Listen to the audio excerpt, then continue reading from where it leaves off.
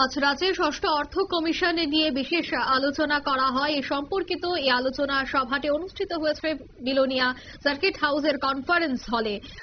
ঠিক 12টা নাগাদ এই সভাটি অনুষ্ঠিত হয়। রাজ্য ষষ্ঠ অর্থ কমিশনের চেয়ারম্যান অভিষেক সিং সহ আইএএস পৌরোহিত্যে সেখানে ছিলেন দক্ষিণ জেলার শাসক মোহাম্মদ শাহজাদপি, দক্ষিণ জেলার সভাধিপতি দীপক দত্ত সহ অন্যান্যরা।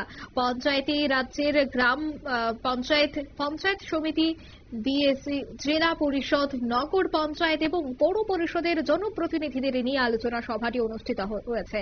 রাজ্যের ষষ্ঠ অর্থ কমিশনের চেয়ারম্যান অভিষেক সিং আজকের এই আলোচনা সভা থেকে কি বলছেন শোনাবো। जिला परिषद पीएससी এবং আমাদের নগর পঞ্চায়েত মিউনিসিপাল কাউন্সিল